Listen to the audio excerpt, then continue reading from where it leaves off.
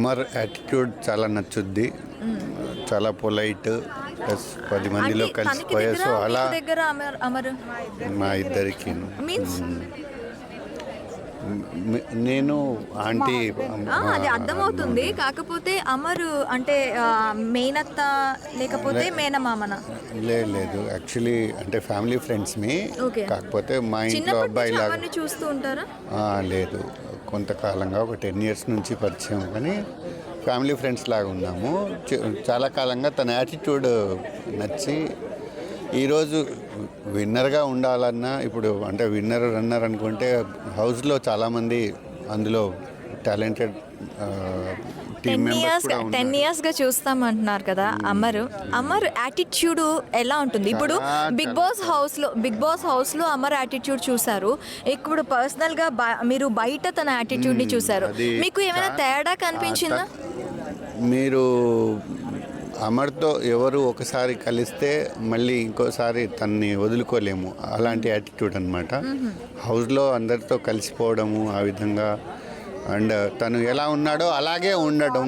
ఆడలేదు, మోసం చేయలేదు, తను ఎలా ఉన్నాడో అలాగే ఉన్నాడు. మామూలుగా అందరినీ మా వాళ్ళు అనుకున్నారు, మొత్తం అలాగే అనుకున్నాడు. వీళ్ళేమో అసలు అదేంటో అమర్ పల్లవి ప్రశాంత్ని టార్గెట్ చేశాడు. అమర్ లేకపోతే అసలు పల్లవి ప్రశాంత్ జీరో.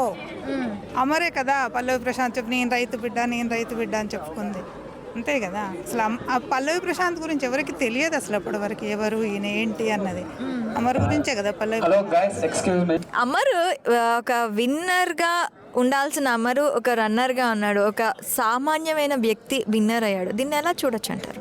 అంటే పల్లవి ప్రశాంత్ ఫాల్ గేమ్ ఆడాడని అనిపించింది. మరి కరెక్టే కదా. రైతు బిడ్డ ఎవరు కాదండి, రైతు బిడ్డ. నేను రైతు బిడ్డనే. మా తాతలు ముత్తాతలు ఏమైనా డాక్టర్లు ఇంజనీర్లు ఉండేనా? మీ తాతలు ముత్తాతలు కూడా వాళ్ళే ఉండే కదా. మరి ఇప్పుడు అమర్దీప్ తాత ముత్తాతలు కూడా రైతులే ఉండొచ్చు కదా. మరి తను ఎక్కడ చెప్పలేదు కదా రైతు బిడ్డనని. చెప్పాడా? చెప్పలేదు కదా. మరి తన ఇది క్యాజువాలిటీ, తను చూపించాడు. మరి దీన్ని ఎలా చూడాలంటారు? అంటే జనాలు ఇప్పుడు ఓటింగ్ వేసేవాళ్ళు కూడాను తను రైతు బిడ్డ అన్నందుకే వేశారు. మరి దీన్ని ఎలా చూడాలంటారు? అంటే రైతు బిడ్డ అని తను చెప్పుకున్నాడు, మరి చెప్పలేదు, అంతేనేమో. అంటే జనాలకు అప్పటి వరకు పల్లవి ప్రశాంత్ రైతు బిడ్డ అని తెలియదు. అమర్ వరకు వచ్చినప్పుడు రైతు బిడ్డ అని చెప్పాడు. అందుకే జనాలు రైతు బిడ్డ అని వేసేసారేమో. జనాలకు కూడా అర్థం అవ్వాల్సింది కదా, అందరం రైతు బిడ్డలేమే ఆడడానికి వచ్చారు పాపం వాళ్ళు కూడా. ఇప్పుడు అమర్ రైతు పని చేయలేదు కదా, పల్లవి ప్రశాంత్ కూడా రైతు పని చేయలేదు కదా. మీరు చూసారా? లేదు. మరి చూడండి, దాన్ని మనం ఎలా జడ్జ్ చేస్తామో పల్లవి ప్రశాంత్ రైతు బిడ్డ అని. ఇప్పుడు వీళ్ళ నాన్న కూడా రైతే, మా నాన్న. అలా అందరు రైతులే కదా. ఓకే, ఇప్పుడు రన్నర్ అయినా కూడా తనని విన్నర్గా స్వీకరిస్తారా మీరు? అంతే కదా, మాకు అమర్ విన్నరే. Okay, thank you.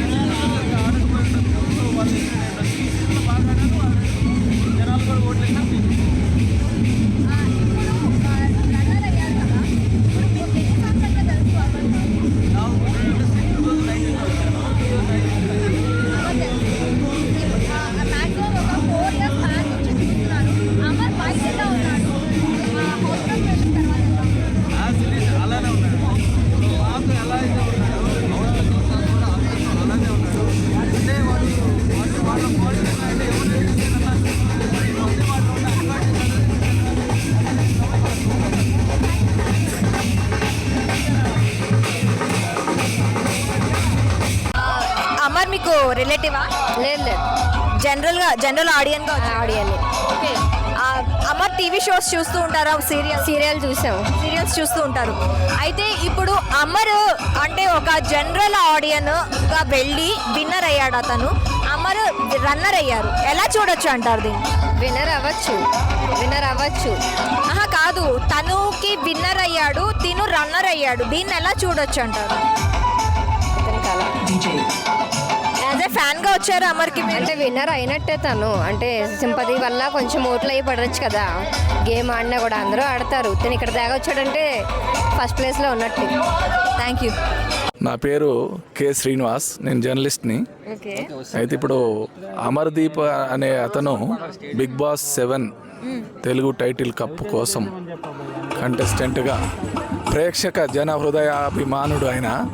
ఎందుకంటే బిగ్ బాస్ 7 నుంచే నేను ఆయనకి అభిమాని అయ్యాను. నేనే కాదు, మా కుటుంబ సభ్యులందరూ కూడా వీరాభిమానులు అయ్యారు. ఇప్పుడు మాస్క్ లేకుండా ఒక రియాలిటీ షోలో ఆట ఆడింది అమర్దీప్ మాత్రమే. ఎందుకంటే మిగతా వాళ్ళందరూ కూడా వాళ్ళు బ్యాచ్లుగా వండుకుంటూ స్పై బ్యాచ్, స్పా బ్యాచ్ అని ఒక విభజన రేఖ గీసి దొంగ అని అరిచినట్టుగా వీళ్ళని బ్యాచ్ అని అమర్దీప్, ప్రియాంక వీళ్ళ ముద్ర వేసిరు వాళ్ళు. యాక్చువల్గా అమర్దీప్ని బాగా బ్యాక్ బిచ్చింగ్ చేయడాలు ఇవన్నీ కూడా జరిగినాయి. ప్రతి ఒక్క కంటెస్టెంట్ కూడా అంత కష్టపడి ఆడినప్పటికీ కూడాను అమర్కి రన్నర్ అప్ గానే వచ్చింది. ఒక సామాన్యుడు విన్నర్ అవ్వడం ఎలా చూడొచ్చు అంటారు? సామాన్యుడు అనేది కాదు, ఇందులో బిగ్ బాస్ రియాలిటీ షోకి వెళ్ళినాక అందరూ ఒకటే. సామాన్యుడు కాదు, రైతు బిడ్డ కాదు, ప్రతి ఒక్కరు కూడా దాంట్లో కంటెస్టెంట్గా జెండర్ విచక్షణ కూడా ఇవన్నీ కూడా ఏమి లేవని వాళ్ళ రూల్స్లోనే ఉన్నాయి. అయితే సామాన్యుడు గెలవకూడదని కాదు, నువ్వు గెలుపు అనేది ఏ విధంగా నువ్వు గెలిచినావు అనేది ఇక్కడ ప్రధానం. ధర్మబద్ధంగా గెలిచినవా, అన్యాయంగా గెలిచినవా, కుట్రలు కుతంత్రాలు చేసి గెలిచినవా అంటే ఇప్పుడు ఇక్కడ ఎట్లా కొలమానం?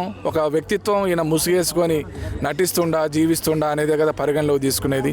పర్సనాలిటీ అంటే మాస్క్, పర్సోనా అంటే ముసుగు లేకుండా ఈయన ఉన్నట్లుగా ఒక బయట ఎట్లా ఉండదో ఇక్కడ కూడా అట్లే ఉండనేది ఇక్కడ క్రైటీరియా. కానీ మిగతా వాళ్ళు ఆ విధంగా లేరు.